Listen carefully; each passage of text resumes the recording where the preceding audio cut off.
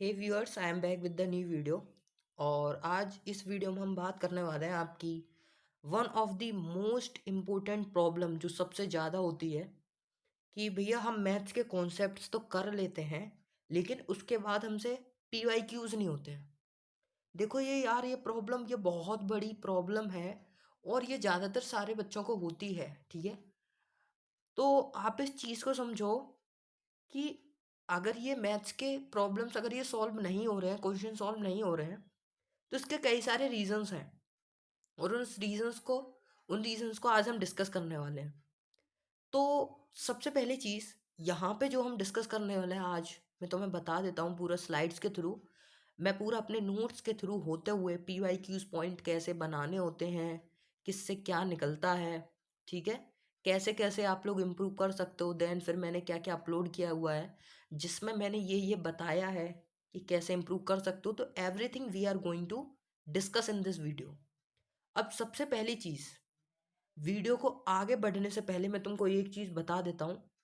आराम से आधे घंटे के लिए अलग हो जाओ जहाँ भी बैठे हुए हो, ठीक है, क्योंकि मैं 25-30 मिनट्स में भी 25-30 मिनट्स अभी लगेंगी मेरे को बताने में। और उन 25-30 मिनट्स में आपको बहुत अच्छी चीज़ बताने वाला हूँ। आप एक चीज़ का हमेशा ध्यान रखना, strategy is better than hard work. अपनी स्ट्रेटजी को अच्छा रखो भाई।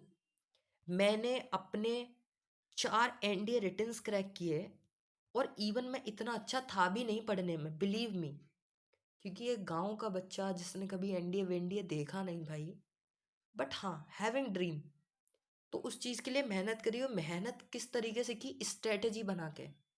तो मोस्ट इम्पोर्टेंट ध्यान रखो, स्ट्रेटजी बेटर होनी चाहिए, स्ट्रेटजी अच्छी होनी चाहिए। तो आराम से आधे घंटे पहले स्ट्रेटजी को समझो मेहनत करने से पहले। You are working hard, I know, तुम बहुत मेहनत कर रहे हो भाई। तुम पूरे दिन क्लासेस कर रहे हो, अपने बिल्कुल डिवोट हो चुके हो, बट क्वेश्चंस अगर नहीं बन पा रहे हो तो स्ट्रेटजी को थोड़ा सा चेंज करो, मॉडिफाई करो उसमें, ठीक है। तो इस वीडियो में हम उसी स्ट्रेटजी के ऊपर बात करने वाले हैं कि कैसे कैसे आप उस स्ट्रेटजी में कुछ एनहांस कर सकते हो, कैसे उन PYQs को कर सकते हो। तो आराम से 15-20 मिनट आराम से अलग होकर बैठ जाओ और ध्यान से सुनो जो मैं बता रहा हूँ, ठीक है। और अगर कोई भी डाउट आए तो कमेंट सेक्शन में पूछ लेना, लेकिन अभी हम फिलहाल स्टार्ट करते हैं, ठीक है। तो पूरा स्लाइड्स के थ्रू समझने की कोशिश करेंगे, डोंट वरी, आराम से समझना, ठीक है। तो देखो, सबसे पहली चीज़ जैसे कि मैं तुम्हें बता चुका हूँ, स्ट्रेटजी अच्छी रखनी होती है, हार्ड वर्क से कुछ नहीं होता। बिलीव मी, स्मार्ट वर्क से सिलेक्शन होते हैं।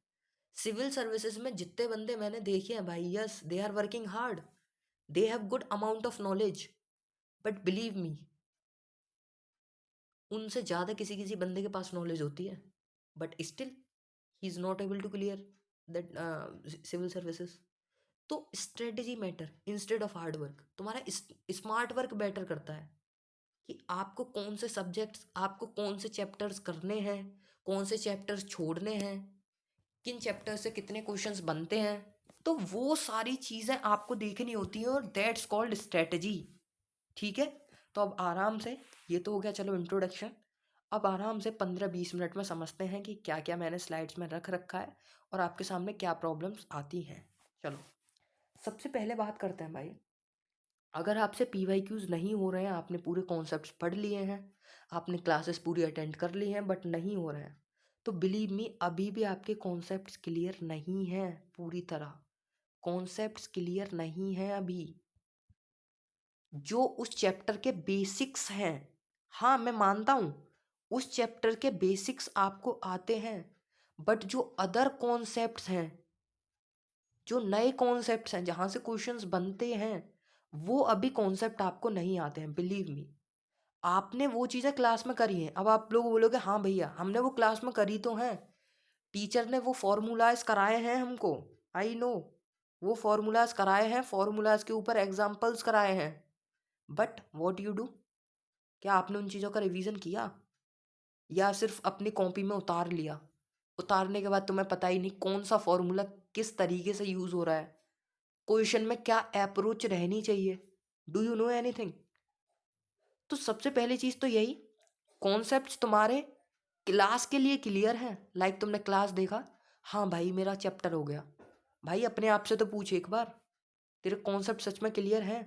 क्या तूने उन एग्जाम्पल्स को करने के बाद उनको देखा कि किन्हीं क्वेश्चंस में कोई क्वेश्चन आया, उस क्वेश्चन में टीचर ने वो वाला फॉर्मूला लगाया, तो तेरे को वो अप्रोच कैसे पता चली? उसको बोलते हैं कॉन्सेप्ट्स। कि तुमको क्वेश्चन देख कर ये समझ में आ जाए कि मैंने ये फॉर्मूला पढ़ा था, मैंने ये कॉन्सेप्ट पढ़ा था, कि अगर इस टाइप का क्वेश्चन आता है या ऐसे अगर पूछेगा तो इस फॉर्मूले से ये निकाल देते हैं हम, और फिर इससे हम ये निकाल देते हैं। तो मेरा कहने का सेंस क्या है कि कॉन्सेप्ट्स की जड़ तक जाओ भाई, क्वेश्चन की अप्रोच को समझो। आप क्वेश्चन की अप्रोच ही नहीं समझ पा रहे हो, and that is the reason कि आपसे पीवाईक्यूज नहीं होते हैं। क्योंकि पीवाईक्यूज में आपको यही समझ नहीं आ रहा है कि फॉर्मूला कौन सा लगेगा। एम आई राइट और रॉन्ग? सही बोल रहा हूँ ना? बिल्कुल सही बोल रहा हूँ। आपको यही समझ नहीं आ रहा क्वेश्चन में अप्रोच क्या है। तो ये किस वजह से है कि आपके कॉन्सेप्ट्स अभी भी क्लियर नहीं है, आपके अच्छे से वो चीज़ कवर नहीं है। बिलीव मी, आपने क्लास को कर लिया बट आपने उस चीज़ का रिवीजन नहीं किया। अब आप बोलोगे भैया मैथ्स का रिवीजन होता होगा। बिल्कुल होता है। मैं बताता हूँ क्या होता है। मैं तुम्हें एक चीज़ बताता हूँ, ठीक है? उस चीज़ को फॉलो करना। अब ध्यान से सुनो, आराम से मैं क्या क्या बता रहा हूँ। देखो, जब भी तुम किसी भी क्लास को करते हो तो फॉलो दीज स्टेप्स। हमेशा ये तुम्हारे काम आएंगे, हमेशा। समझो इसको। सबसे पहला मैं तुम्हें बता देता हूँ, हमेशा सबसे पहली चीज़ होती है अंडरस्टैंड द क्लास। सबसे पहले क्लास को समझना है। टीचर अगर कोई फॉर्मूला लिख रहा है उसको देखो, टीचर ने फॉर्मूले में कौन कौन से टर्म्स लिखे हैं, कौन कौन से फैक्टर्स लिखे हैं, कि अगर ये पूछेगा तो फॉर्मूले में ये वाली वैल्यू आ सकती है। उसने अगर कोई फॉर्मूला लिखा, उसको देखो कि अगर ये फॉर्मूला लिखा है ना टीचर ने, तो इनमें कौन कौन सी वैल्यूज फिट हो सकती हैं, ये किस चीज़ का फॉर्मूला है। सिर्फ समझो, अभी लिखना कुछ नहीं है। मैं तुम्हें क्लास बता रहा हूँ तुम्हें कैसे करना है, तब तुम्हारे कॉन्सेप्ट्स क्लियर होंगे। ठीक है, समझो। तो अंडरस्टैंड द क्लास, क्लास को समझो सबसे पहले। कॉपी वॉपी बिल्कुल सब हटा दो, सबसे पहले क्लास को देखो 1 घंटे। जितने की क्लास है उसको आराम से देखो, कॉपी वॉपी सब हटा दो। टीचर जो क्वेश्चन सॉल्व करा है उसको देखो, कुछ भी सॉल्व मत करो तुम अपनी तरफ से। सेकंड चीज, उसके बाद नोट्स बनाओ। कैसे नोट्स बनाओ? नोट्स कैसे बनाने हैं? टीचर ने एक फॉर्मूला लिखाया, तुमने लिख लिया, क्योंकि अब तुमने क्लास देखी है, तुम्हें समझ में आ गया कि ये फॉर्मूला ऐसे है। अब उसके बाद जो टीचर ने उसके ऊपर एग्जाम्पल्स कराए हैं ना, उस फॉर्मूले को और अच्छे से समझाने के लिए उस एग्जाम्पल को अपनी कॉपी में लिखो। और वो एग्जाम्पल तुम्हें पहले से समझ में आ चुका है क्लास में, क्योंकि आपने वो क्लास कर रखी है, देख रखी है। अब उस वाले एग्जाम्पल को अपनी कॉपी में लिखो। कॉपी में लिखने के बाद अब वो तुम्हारे बनेंगे हैंडमेड नोट्स। अब बनेंगे वो नोट्स कि आपने नोट्स बना लिए। ये नहीं क्लास के साथ साथ ही नोट्स बनाए जा रहे हो। फिर तुमसे पूछा गया कि भाई फॉर्मूले में क्या लिख रहा था? पता नहीं यार क्या लिख रहा था, मैंने तो बस देखा क्लास में, मैंने छाप लिया, मेरे को समझ ही नहीं आया। अब मुझे एक चीज़ बताओ, आप क्या अपने आप से झूठ बोल सकते हो? आप चलो कहने को तो ये बोल दोगे नहीं भैया हमें तो सब समझ आता है और क्लास के साथ साथ मैं नोट्स बनाता हूँ तो बन जाते हैं। भाई अपने आप से थोड़ी झूठ बोल लेगा। अपने आप से पूछ, पूछ एक बार कि जो तू फॉर्मूला लिखता है क्लास के टाइम पे, क्लास में जब कराते हैं उनके साथ साथ लिखता है, तो तेरे को कितने याद रहते हैं? और एक बार अगर तू क्लास को कंप्लीट कर लेगा, उसके बाद फिर तू नोट्स बनाएगा तो तेरे को कितने याद रहेंगे? क्योंकि तू उसको दूसरी तीसरी बार लिख रहा है, तेरे को और ज़्यादा रिवाइज हो जाएगा वो। ठीक है? अब तीसरी चीज़ जो मैं बताने वाला हूँ, अब तीसरी चीज़ समझो। उसके बाद वो जो तुमने नोट्स वगैरह सारे बना लिए हैं ना, क्वेश्चन अभी मत लगाओ, बिलीव मी अभी मत लगाओ। अब उनका रिवीजन करो। कैसे रिवीजन? तुम्हारा चैप्टर कंप्लीट हो गया। चैप्टर कंप्लीट होने के बाद अब तुमने क्या किया? चैप्टर कंप्लीट हुआ, सॉरी ये क्या है यार, largest lake of south Africa, second largest lake, lake Titicaca. अच्छा वो गलती से कुछ पेस्ट हुआ है मेरे से, मैं स्लाइड्स बना रहा था साउथ अफ्रीका की कॉन्टिनेंट्स की, सॉरी फॉर दैट।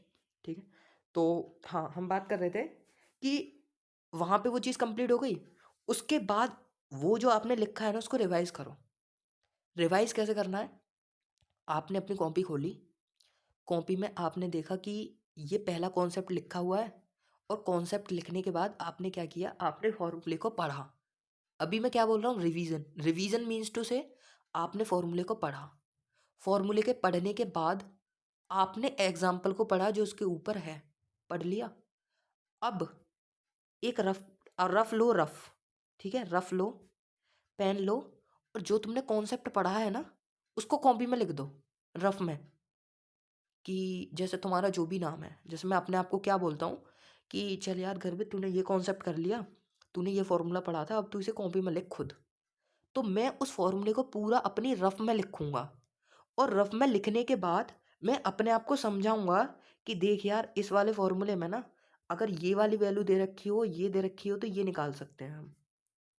अगर हमारे अगर हमारे क्वेश्चन में ये दे रखा हो और ये दे रखा हो, तो गर्वित ये वाला कॉन्सेप्ट लग सकता है, और इस वाले कॉन्सेप्ट से ये वाली आ सकती है वैल्यू, और इस वाली वैल्यू के बाद फिर हम ये निकाल सकते हैं। तो ये जो फॉर्मूला है ना, ये जो फॉर्मूला जो मैंने लिखा है, ये अभी जो लिखा है, इससे ये वैल्यू फाइंड हो सकती है। तो देखो, तुमने क्लास को देखा, नोट्स बनाए, नोट्स बनाने के बाद तुम अपने आप को रिवीजन करवा रहे हो, और रिवीजन कैसे करवा रहे हो, अपने आप को समझा के, जैसे टीचर समझाता है। That's called the real revision भाई, ठीक है, इसको बोलते हैं रिवीजन। ऐसे होती है मैथ्स, ये नहीं क्लास से टीप ली, टीपने के बाद कॉपी में लिख ली, क्वेश्चन देख रहे हो भैया, मेरे से क्वेश्चन नहीं हो रहे, कर रहे हो ना एग्री।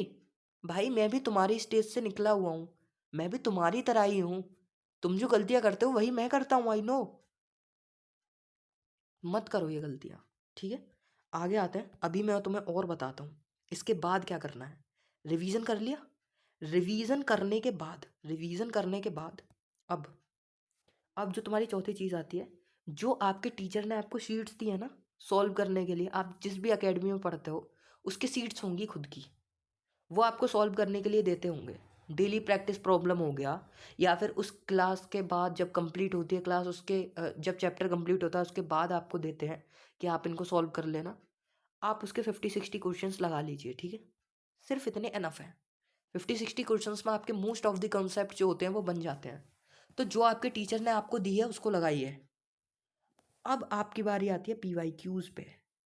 पीवाई क्यूज, अब आएंगे पीवाई क्यूज।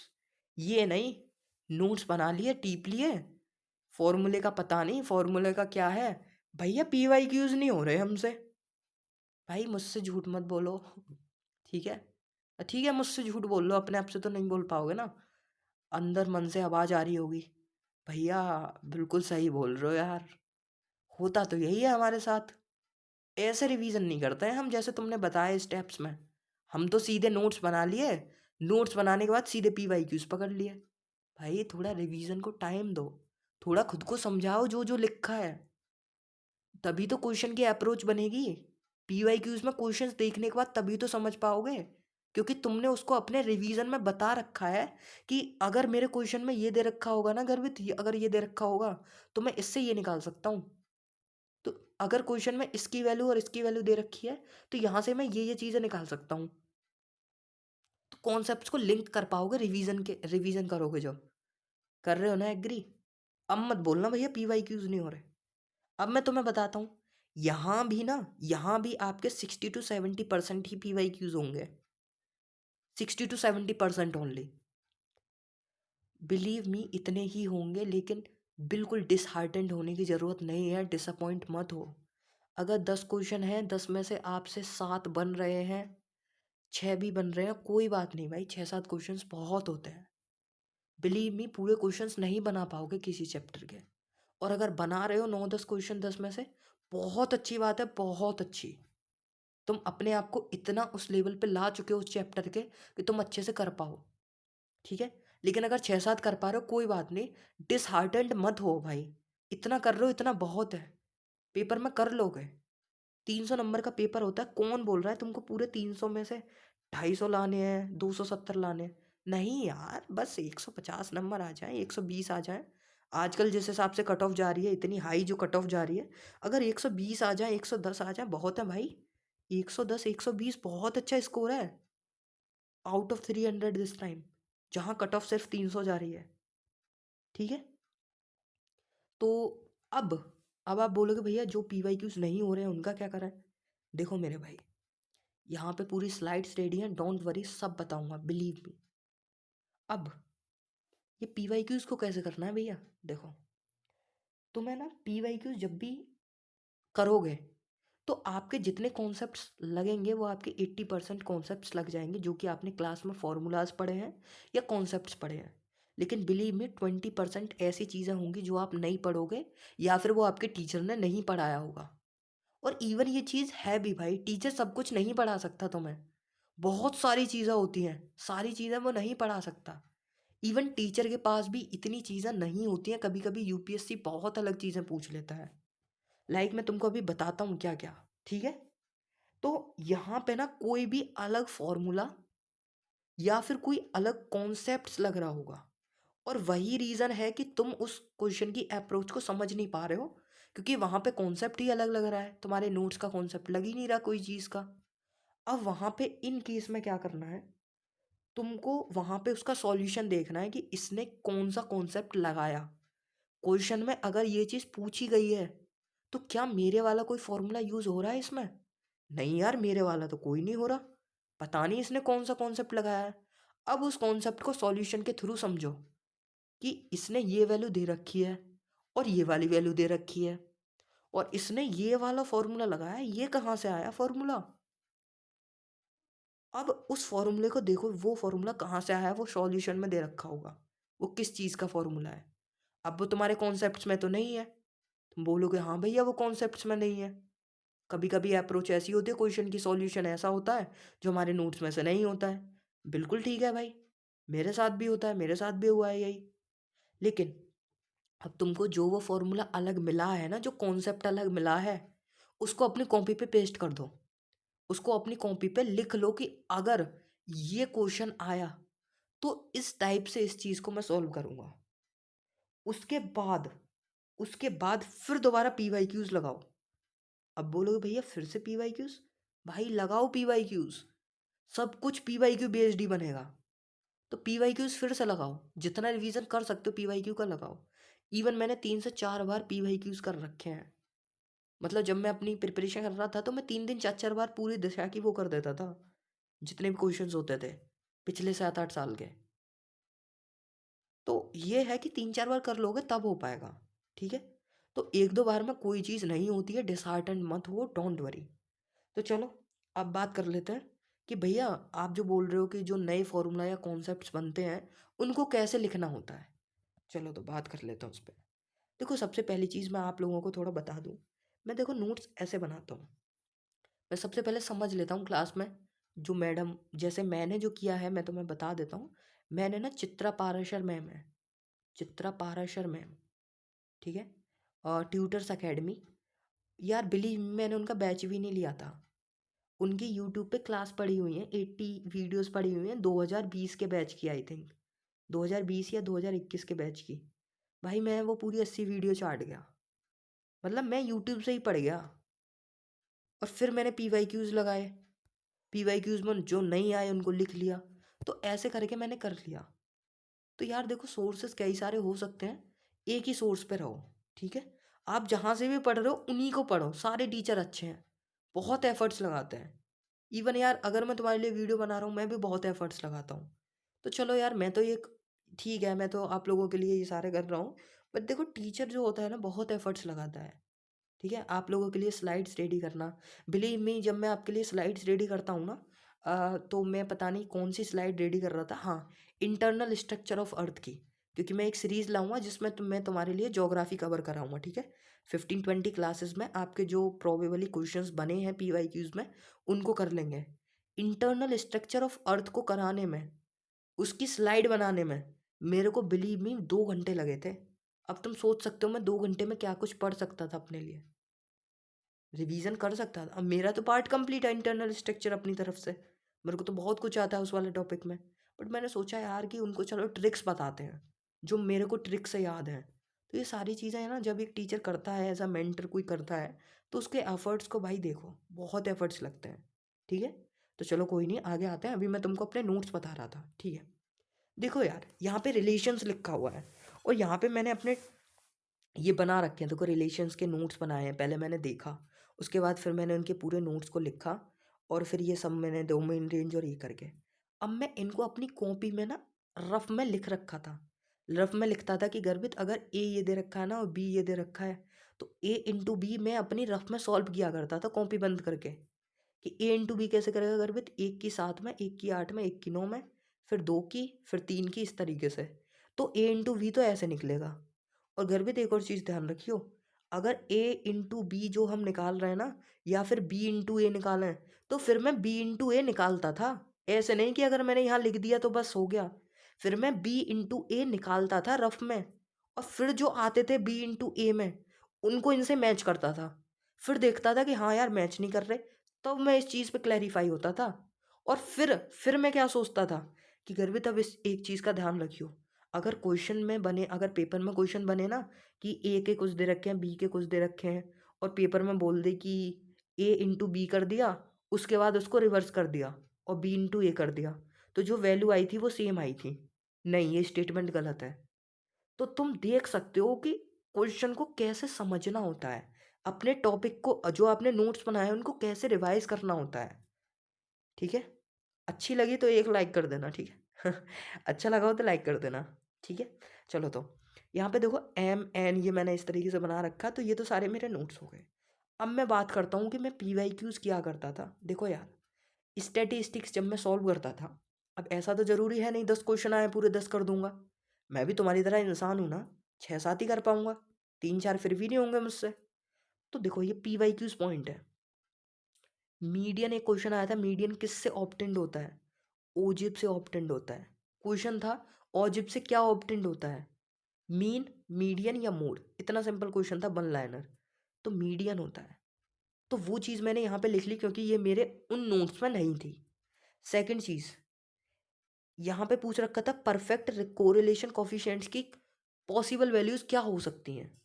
मैंने -1 और 1 आंसर में देखा, मैंने अपनी कॉपी में लिख लिया कि अगर अगली बार कोई बनेगा ना, अगली बार क्वेश्चन कि कोरिलेशन कोफिशिएंट अगर परफेक्ट चाहिए तो उसकी वैल्यू क्या क्या हो सकती है, तो उसके लिए ना फिर मैंने गूगल पे सर्च किया और गूगल पे देखा कि इसका ग्राफ ये बनता है। भाई मैंने ग्राफ ही अपने नोट्स में ऐड कर लिया। तो तुम देख सकते हो कि पी वाई क्यूज़ को भी कैसे करना होता है। ठीक है, तो आई होप सो आप समझ पा रहे होगे। लाइक देखो यहाँ पे स्टैंडर्ड डेविएशन 0 होता है, तो फिर आपका जो वो होता है ऑल ऑब्जर्वेशंस जितनी भी हैं, सॉरी, हाँ, तो जितनी भी ऑब्जर्वेशंस हैं वो इक्वल होंगी, इसका मतलब। अब देखो यहाँ पे एक क्वेश्चन आया था, तो B Y X X B Y कैसे निकलेगा। यहाँ पे देखो अगर दो ऑब्जर्वेशन है डिस्कार्ड कर दिए जाए, पी वाई क्यूज में आ चुके हैं। अब देखो यहाँ पे एक क्वेश्चन आया था, ये वाला देखो पी वाई क्यू में आया था, उसमें ये चीज़ दे रखी थी। वहाँ पे मैं जाके कंफ्यूज हो गया, ये मेरे पेपर में था। और वहाँ पे क्या हुआ कि मैं रखनी ये वाली वैल्यू थी, मैं रख ही आया। आंसर दोनों ही, इससे सॉल्व करोगे तो आंसर जो आ रहा था वो ऑप्शन में था, इससे सॉल्व करोगे जो आंसर आ रहा था वो भी ऑप्शन में था। जो इसका सॉल्व होना था पेपर में, ये चीज़ साफ साफ दे रखी थी ये वाली, तो उसमें वो लगना था। लेकिन मैंने 1 - sin 2x को इसमें तोड़ दिया और इससे जो आंसर निकाला वो लगा दिया, तो गलती हो गई ना। अब उस गलती को मैंने पी वाई क्यू से देखा कि अरे यार पी वाई क्यू में ये कॉन्सेप्ट दे रखा था कि अगर अगर अगर अगर इस तरीके से होगा तो ये लगेगा, इस तरीके से होगा तो ये लगेगा। तो तुम देखो पी वाई क्यू से ही तुम देख पा रहे हो, उसी से समझ पा रहे हो कि ये कॉन्सेप्ट लग रहा है। ये तुम्हारे नोट्स में तो नहीं होगा ना, नोट्स में टीचर हर कुछ तो नहीं कराएगा। तो ये सारी चीज़ें तुम्हें पी वाई क्यू से दिखेंगी। ऐसे ही यही सेम वैल्यू थी, ये दे रखा था, अगर ये वैल्यू आएगी तो ये आएगा।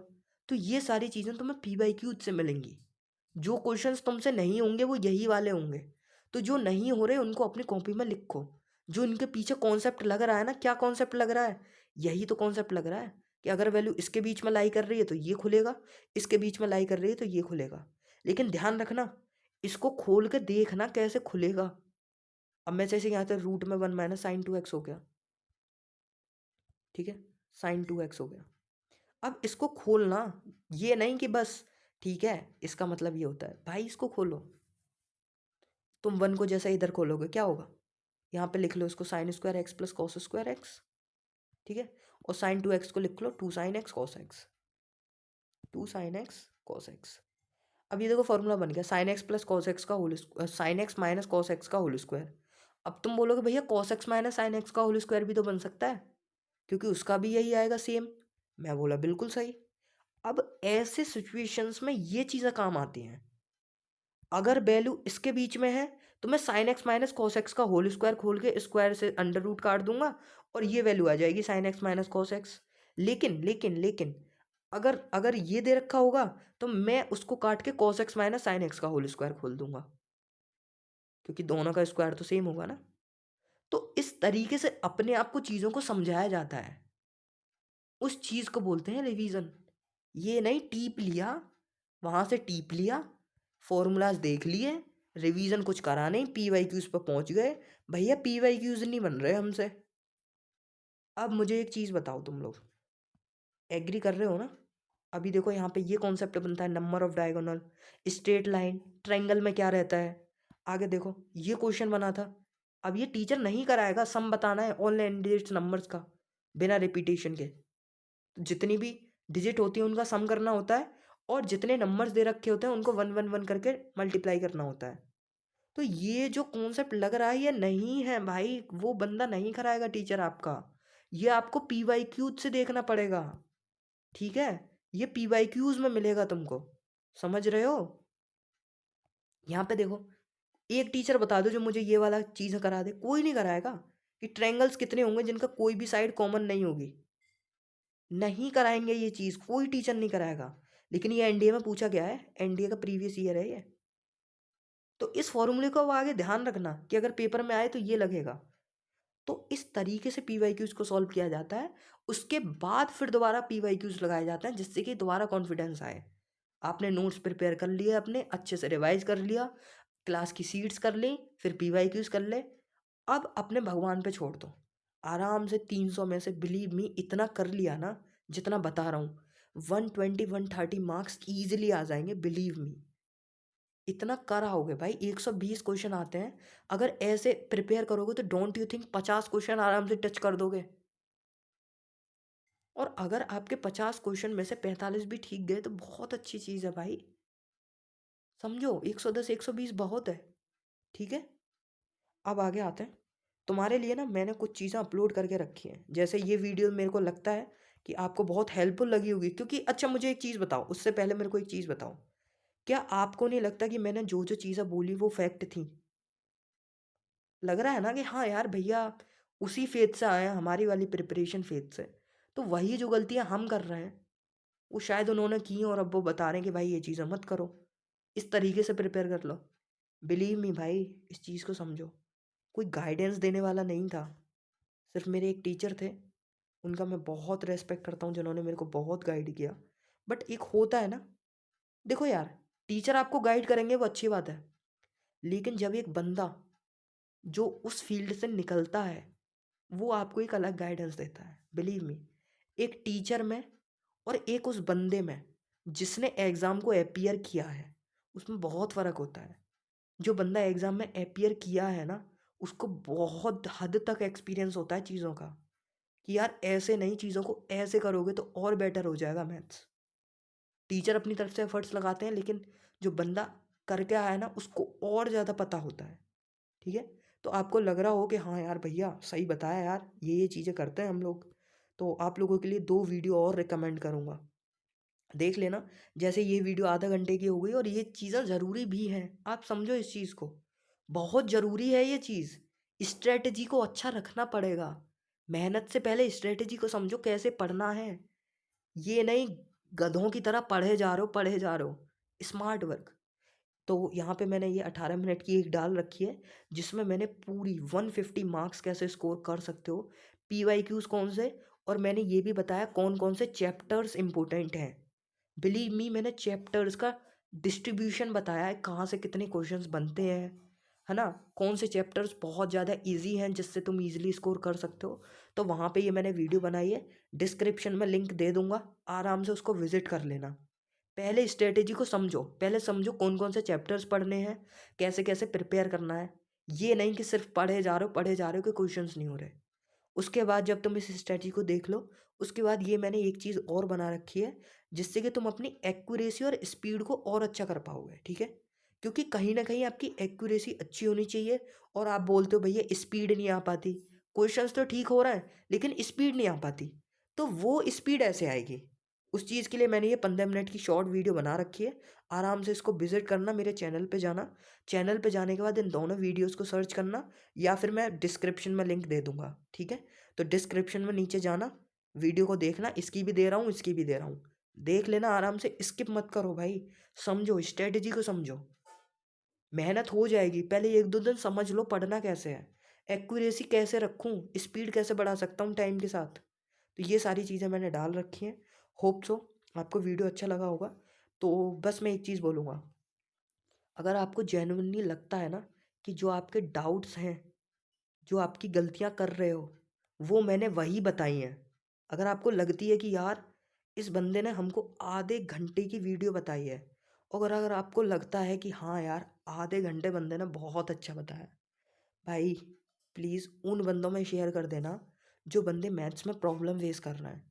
Believe me, I can see 10 में से कम न तो 7 से 8 बंदे मैथ में ही फेस कर रहे हैं प्रॉब्लम्स। तो मैंने बहुत एफर्ट्स करके ये वीडियो बनाई है उनके लिए, जिससे कि यार वो ना एक एक सही पाथ चुन लो। तुम एक गलत पाथ पे चल रहे हो, तुमको अभी ये नहीं पता कि तुमको पढ़ना कैसे है। तो प्लीज़ उन बच्चों में शेयर कर देना, अपने फ्रेंड्स में जो एनडी की प्रिपरेशन कर रहे हैं, जिससे कि यार उनको एक क्लियर पाथ मिल जाए। भाई बहुत ज़्यादा भटकते रहते हो तुम लोग, मुझे बहुत बुरा लगता है। इवन मेरे को अपनी याद आती है, जैसे मैं भटकता रहता था ना, भाई कोई बता दे, गाइड कर दे कैसे पढूँ, मैथ्स को कौन कौन से चैप्टर करूँ। नहीं था भाई, कोई नहीं था, खुद से करना पड़ा था सब कुछ। अब मैं तुम्हारे लिए ये चीज़ें दे रहा हूँ, तो थोड़ा सा यार मेरे एफर्ट्स को थोड़ा सा रिवार्ड दे दो, ठीक है? तो उन वाले फ्रेंड्स में शेयर कर देना जो आपके साथ प्रिपरेशन कर रहे हैं, जिससे कि मैथ्स की स्ट्रैटेजी को समझ पाएँ, ठीक है? तो बाकी के लिए देखो, आप लोगों के लिए गॉड ब्लेस यू। भगवान आप लोगों का एग्ज़ाम क्लियर कराए। बस दैट्स ऑल आई वांट। जितने एफर्ट्स हो सकते हैं मेरी तरफ से, I will help you, don't worry, ठीक है? मैं हूँ आप लोगों के साथ, जितने भी डाउट्स हैं भेज देना भाई, डोंट वरी, ठीक है? कमेंट सेक्शन में पूछ लेना। तो चलो, उन वाली वीडियोज़ को विज़िट कर लेना एक बार, ठीक है? जिससे कि आप इन चीज़ों को भी क्लियर कर पाओ, है ना? तो चलो, मिलते हैं नेक्स्ट वीडियो में। Just share in your 5 friends, ठीक है? तो अब चलो, दोबारा नहीं बोलना चाहिए, वरना ये लगेगा भाई क्या बंदा है। बट यार होता है ना, थोड़ा जब एफर्ट्स लगते हैं ना आपके, जब मेहनत लगती है, मैं अपना टाइम जब आप लोगों को देता हूँ, तो लगता है यार कि ये ज़्यादा से ज़्यादा बंदों में फिर पहुँचनी भी चाहिए। उनको लगना चाहिए कि यार बंदा एफर्ट्स डाल रहा है हमारे लिए, कुछ जेन्युइनली कर रहा है, ठीक है? तो चलो, मिलते हैं नेक्स्ट वीडियो में। तुम सबको गॉड ब्लेस यू। जय हिंद, जय भारत।